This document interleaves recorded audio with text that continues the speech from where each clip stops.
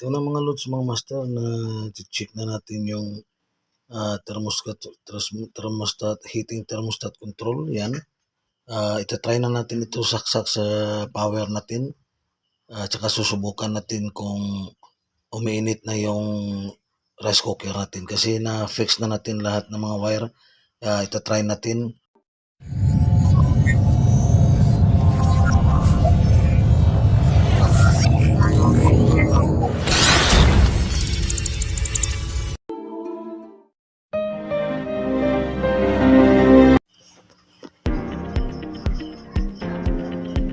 Ito yung mga lods, mga master. Ito yung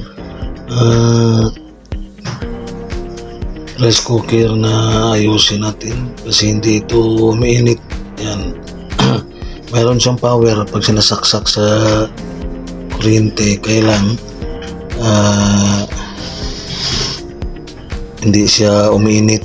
Yan, hindi mo init yung ano natin, yung coil niya. Yan, yung nagpapaluto sa sinaing natin. Kaya nga troubleshoot natin yung ano natin. Okay, tingnan nyo mga master kung paano natin. Kadalasan mga master, basta hindi na umiinit or hindi na makapaluto ng sinasaing natin, ito yung kadalasan yung sira. Yan o, yung heating thermostat. Yan, heating thermostat, ito siya nagpapainit. Yan, check natin. Minsan dito man sa contact point dito, yan, pero kadalasan dito yan siya. Yan, pag hindi na siya umiinit, may power siya pero hindi umiinit, ito yung kadalasan yung sira, yung heating thermostat. Okay, kaya maya i-repair natin, tanggalin natin siya yan sa lalagyan. Okay mga master, rice cooker, ito yung rice cooker na ating ayusin. Yan, so yun, check na natin. Ayan, tinatanggal na natin kasi check na natin dito sa mga wiring niya. Yan, tsaka dito. Yan, check natin yung mga loads, mga master, yung heating thermostat natin. Okay, kasi kadalasan ito yung sira. Yan, okay loads, mga master,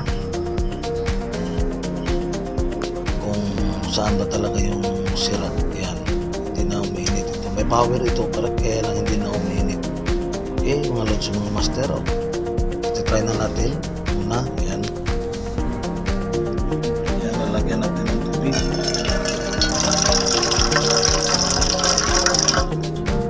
Saksak na natin sa power. Yan, okay, yan, ilaw na. Try na natin. Yan, umiinit na. Yan, subukan mo natin, itatry mo natin pag yan, ng ilang minuto lang. Okay,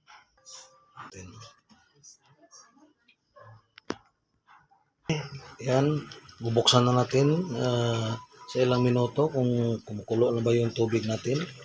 Ayan o, kumukulo na mga loads, mga master. Yan o, yan, yan, kumukulo na yung ano natin o. Yan, mausok na yun o. Yan, okay, i-open natin. Okay na yung ano natin, yung ano, rice cooker. Okay, maraming salamat sa tiwala sa nagpapaayos natin dito. Maraming salamat sa inyo. God bless us all. Bye bye.